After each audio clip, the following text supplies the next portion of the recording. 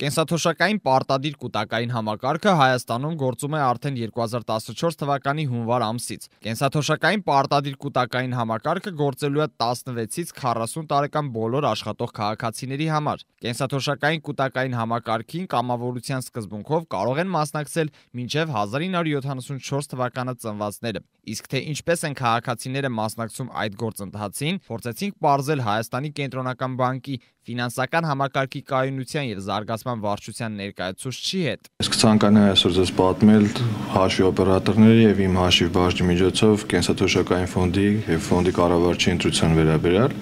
Ինչպես հայտնի է, ֆոնդ կարելի է ընտրել երկու տարբերակով։ Առաջինը դա հաշվի օպերատորների միջոցով է։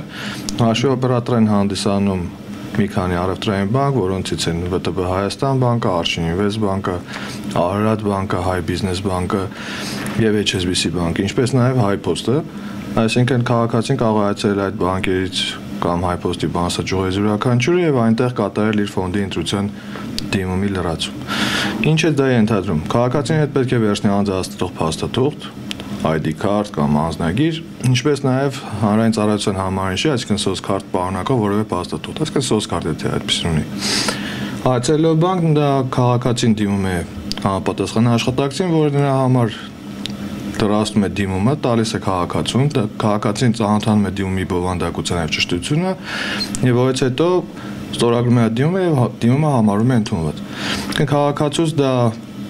կպահանջի շատ քիչ ժամանակ եւ եթե քաղաքացին ինչ-որ պատճառով չունի ID card կարդացող սարք կամ ինտերնետ հասանելիություն, նա միշտ կարող է այցելել բանկ եւ կատարել իր ընտրությունը։ Քաղաքացիները պետք չէ որ ընկնեն խառնաշփոթի մեջ, որ իրենք ID card չունեն այս բանին եւ դա պարտադիր չէ որևէ կերպ։ Նրանք կարող են ֆիզիկական միջավայրում հանգիստ սպասարկվել։ Եթե քաղաքացիներից ոմանք ունեն ID card եւ ծանոթ են ինտերնետին, ինտերնետ միջավայրում գործարքներ կատարելուն, այդ դեպքում նրանք կարող են այցելել ePension.am կայքը, որտեղ կատարեն նույն դիմումի լրացման գործառույթը արդեն ինտերնետ միջավայրում։ Ինչ է ենթադրում, ինչ նախապայմաններ են անհրաժեշտ ePension.am կայքում իմ հաշիվ ենթաբաժին մուտք գործելու համար, դա առաջինը ID card է, քարտ կարդացող սարք եւ ակտիվացված էլեկտրոնային ստորագրություն քարտի ներսում գտնվող չիպում։ Այդ ամբողջը ունենալու դեպքում դուք կարող եք մուտք գործել, այնտեղ իրականացում է անձի հաստատման որոշակի գործառույթներ, կարծվի PIN-ը, որից հետո մուտք գործելով համակարգ քաղաքացին կարող է կատարել մի քանի գործառույթներ։ Այս բանին նրանց համար հասանելի են միայն կենսաթոշակային ֆոնդի ընտրության դիմումը, կարող են նայել թե ինչ դիմումներ նախկինում լրացվել, փոփոխել իրենց անձնական տեղեկատվությունը եւ սկսած այն ժամանակվանից երբ նրա հաշվին կգան կուտակային միջոցներ, այդ կուտակային միջոցները գալուց հետո նա կարող է նայել իր հաշվի մնացորդը ժամանակահատվածի ընթացքում հաշվի շարժը, այսինքն տեղեկանալ իր կուտակային միջոցների կազմի եւ կառուցվածքի վերաբերյալ։ Բացի այդ, մյուս տարվանից հնարավորություն կլինի իրականացնել նաեւ փարի փոխանակման դիմումի լրացում եւ մի շարք այլ գործառույթներ։ Դա ինչ է ենթադրում իրենից։ Այսինքն այս պահին օրենսդրությամբ սահմանափակված է ֆոնդերից մեկ ֆոնդից մեկ այլ ֆոնդ փարի տեղափոխումը, այսինքն քաղաքացին կարող է ընտրել իր ընթացիկ ֆոնդը։ Իրականում քաղաքացին այս պահին ընտրում է թե ինչ ֆոնդի է ուղղվելու իր այս ամսվա կուտակային միջոցները։ Ամեն ամիս նա կարող է փոխել ֆոնդը եւ ամեն ամիս այդ կուտակային միջոցները կուտակվեն մեկ այլ ֆոնդում։ Երբ նա կցանկանա բոլոր այդ տարբեր ֆոնդերում կուտակված միջոցները հավաքագրել մեկտեղ, դա արդեն նշանակում է, որ նա մեկ ֆոնդից պետք է իր փայլը մարի եւ տեղափոխի մեկ այլ ֆոնդ, որը կոչվում է փայլի փոխանակման գործընթաց։ Դրա համար կա համապատասխան դիմում, որտեղ նշում եք թե որ ֆոնդից որ ֆոնդ որքան փայլ եք ցանկանում տեղափոխել, եւ դա հնարավոր կլինի իրականացնել արդեն 2015 թվականի հունվարից։ Այս պահին քաղաքացին կարող է ընտրել միայն իր ընթացիկ ֆոնդը, թե եւ որոշել թե իր ընթացիկ կուտակումները ուր կուղեն։ Իսկ դիմումի գրանցման քարտի դիմումը ժամանակատար է։ Դա կախված է իհարկե մարդու գիտելիքների եւ փորձի մակարդակից։ Եթե քաղաքացին գոնե մեկ անգամ նմանատիպ գործարք կատարել է այլ ինտերնետ միջավայրում կամ նույն դիմումը լրացել է մեկ անգամ, երկրորդ անգամ կարծում եմ 5 րոպեն չի գերազանցի, եթե նա իհարկե արդեն կատարել է իր որոշումը կապված որ կենսաթոշակային ֆոնդն է ցանկանում ընտրել։ Որոշ դեպքերում քաղաքացիների համար խրթին է ID քարտի գաղափարը, քարտ կարդացող սարքի գաղափարը, այդպես պատճառով բոլոր այն քաղաքացիները կրկնում են, որոնք որևէ խնդիր ունեն էլեկտրոնային միջավայրի հետ, միշտ կարող են այցելել իրենց համար սովորական եւ հասկանալի ֆիզիկական միջավայր, այսինքն բանկեր եւ սպասարկվել, որտեղ կլինի նաեւ համապատասխան աշխատակից, որը որոշակի տեխնիկական հարցերին կարող է պատասխաններ տալ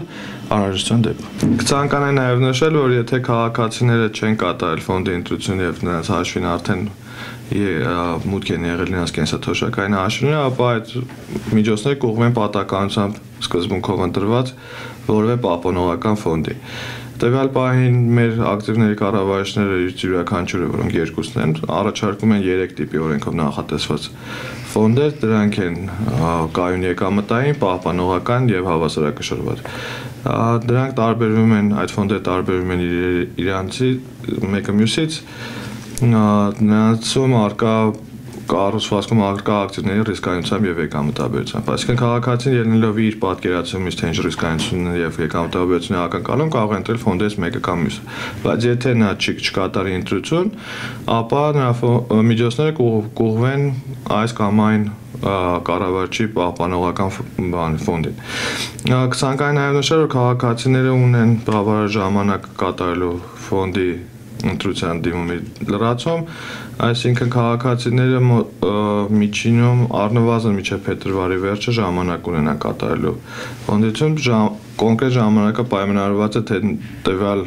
աշխատակցի գործատուն երբ ուղարկի հարկային հաշվետվությունները կൂട്ടակային վճարների վերաբերյալ։ Դորից հետո մոտ 30-ից 40 օրվա ընթացքում նրա համար եթե նա ֆոնդ չի ընտրի, կատարվի ֆոնդի ընտրության ավտոմատ տարբեր։ Քաղաքացիները կարող են հետևել իրենց կենսաթոշակային միջոցների ստանալուն եւ փայլ ձևավորմանը մուտք գործելով իմ հաշվի բաժին, ինչպես նշեցի, եւ ծանոթանալ համապատասխան հաշվետվությունները, որոնք ներառում են նաեւ ենթաբաժնել այդ հաշվետվությունները, թե որ գործատուի մասով որքան կൂട്ടակային վճար է կատարվել, այդ կൂട്ടակային վճարները որքան փայ են վերածվել եւ ինչ գնով։ Քաղաքացին կունենա ամբողջական պատկերացում, թե իր միջոցները ինչպես են կուտակվել եւ որ աշխատատուից, եթե նա մի քանի գործատուների մոտ է աշխատում, որքան միջոց է ստացել եւ միջոցների տվյալ պահի արժեքը։ Հաշվի օպերատոր բանկերը ընտրվել են այն սկզբունքով, որ այդ բանկերը ունեն ամենամեծ թվով մասնաճյուղեր Հայաստանի Հանրապետության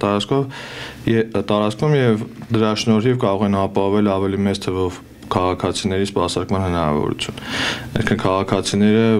ստիպված չեն լինի այցելել ինչ-որ շրջկենտրոն կամ հեռավոր բնակավայր, որպեսզի կարողանան իրենց ընտրության դիմումը լրացնել։ Այսինքն հայփոստի եւ մնացած բանկերի մասնաճյուղերը շատ մեծ ծածկույթ են ապահովում։ Էլեկտրոնային միջավայրում ֆոնդի եւ ֆոնդի կառավարչի ընտրության համար պետք է այցելել ePension.am կայքը, որտեղ արկա է իմ հաշվի ենթաբաժինը, ինչպես նաև արկա է ուղեցույց, թե ինչ փաստաթղթեր են անհրաժեշտ եւ ինչ նախապայմաններ են անհրաժեշտ իմ հաշվի մոտ գործելու համար։ Նախապես համակարգ մտնելուց առաջ անհրաժեշտ է քարտ կարդացող սարքը միացնել նույնականացման քարտը միացնել քարտ կարդացող սարքին եւ համոզվել, որ նրանում արկա սերտիֆիկատները միացել են ձեր համակարգչին։ Դեռ աջակցությունում համապատասխան ծրագրում կհայտնվի զգուշացում։ Ձախ կողմում եւս մեկ անգամ նշված է այն նախապայմանները, որոնց միջոցով կարելի է մուտք գործել համակարգիչ եւ արկա հիշեցում նաեւ, որ տվյալ 74 թվից առաջ ծնվածները կարող են նաեւ միանալ համակարգին կամավորության սկզբունքով։ Սեղմում ենք նույնականացման քարտ բաժինը, որտեղ հարցնում է ով է մուտք գործողը, որից հետո ինձ կհարցնեն իմ նույնականացման քարտի PIN կոդը, որը տրամադրվել է ոստիկանության բաժանմունքում, որը գաղտնի է եւ թույլ է տալիս միայն ձեզ մուտք գործել համակարգ։ Համակարգը բաղկացած է մի քանի բաժիններից, հիմնական բաժինները դրանք իմ դիմումներ բաժինների, երկու ենթաբաժնով այս բային, առաջին դա դիմումների ցուցակն է, որտեղ կարող ենք ծանոթանալ իմ նախկին դիմումներին, ստանալության նաև տպել դրանք եւ արկա է այս բան կենսաթոշակային ֆոնդ եւ ֆոնդի կառավարիչ ընտրելու դիմում։ Դիմումը բաղկացած է երկու մասից, անձնական տեղեկատվության բաժնից, որտեղ ներկայացված է որոշակի տեղեկատվություն քաղաքացու վերաբերյալ էլեկտրոնային հասցե, պոստային հասցե, ինչ մեթոդով եք ցանկանում ստանալ տեղեկատվություն ռեեստրի վարողից եւ այլն։ Հիմնական մասը տվյալ դիմումի դա բուն կենսաթոշակային ֆոնդ ընտրելու մասն է, այսինքն այստեղ մենք կարող ենք ընտրել արկա կենսաթոշակային ֆոնդերից մեկը, որը կախված է թե տվյալ քաղաքացին ինչ պատկերացումներ ունի իր ակնկալվող ռիսկայնության կամ եկամտաբերության վերաբերյալ։ Որից հետո մենք ընտրում ենք որևէ ֆոնդ, ցեղում պահպանել, հաջորդ էջում համոզում ենք մեր տվյալները որքան են ճիշտ եւ եթե ամեն ինչ նորմալ է, ցեղում ենք ընդունել։ Ինչպես տեսնում եք, մեր դիմումը հաջողությամբ ընդունվել է։ Գործողությունը ինքնին շատ բարդ չէ, սակայն քաղաքացիների համար կարող են որոշ դեպքերում անհասկանալի լինել։ Յուրաքանչյուր դիմում ունի որոշակի լրացման հրահանգ, որը կարող են ծանոթանալ քաղաքացիները։ Բացի այդ այս բանին կա նաև այլ մասնակիցների գործողություններ բաժինը, որտեղ քաղաքացին կարող է ծանոթանալ որոշակի ժամանակահատվածում իր կենսաթոշակային հաշվի վերաբերյալ տեղեկությունների ստացման վերաբերյալ։ Այստեղ նա կարող է տեսնել երբ է նա ինքը վերջի անգամ մուտք գործել համակարգ, ինչ գործողություններ է կատարել կամ հաշվի օպերատորներից որևէ մեկը ինչ գործողություններ է կատարել։ Այստեղ արկա է նաև մի քանի այլ բաժիններ, դեմս փոփոխել անձնական տվյալներ բաժինը, եթե դուք ինչ որ պատճառով հասցե եք փոխել, էլեկտրոնային հասցե եք փոխել, սակայն չեք ուզում կրկին իրականացնել կենսաթոշակային ֆոնդի ընտրության դիմում, կարող եք այստեղ մտնել, փոփոխել ձեր էլեկտրոնային փոստի հասցեն օրինակ եւ տալ պահպանել։ Բացի այդ, գլխավոր էջում արկա է ստանդարտ տեղեկատվություն, օրինակի համար կենսաթոշակային հաշվի համարը, այս բանին ակտիվ կենսաթոշակային ֆոնդը, ինչպես նաև երբեմն ես կատարել հաշիվը երբ է բացվել։ Հիմնական այս գործառույթները այս բանին այսքանն են, սակայն ինչպես նշեցի, որ ժամանակ անց, երբ որ հաշվին արկա կլինեն միջոցներ, հնարավորություն կլինի դիտարկել նաև հաշվի մնացորդի եւ գործառույթների մասին տեղեկանքները, որոնք թույլ կտան նայել, թե տվյալ բանին իհարկե կենսաթոշակային ֆոնդի միջոցներ չկան, սակայն հնարավորություն կտա նայել որոշակի տեղեկատվություն, որքան ֆոնդ որ ֆոնդերն որքան փայ ունեն, փայի արժեքը որքան է, մնացորդը ինչքան է։ Քաղաքացին կարող է ծանոթանալ իր կൂട്ടակային հաշվի շարժի վերաբերյալ։ Հիմնական գործողությունները սրանք էին, արկա է նաև բաժին իմ հաշվի մասին, որտեղ կա տեղեկատվություն, լուրեր, հետադարձ կապ, քաղաքնահամակներ գրել եւ օգնության բաժին։ Քաղաքացին ունենալով նույնականացման քարտ եւ քարտացող սարք կարող է այցելել ePension.am կայքը եւ կատարել ֆոնդի եւ կառավարչի ընտրության դիմումի լրացում։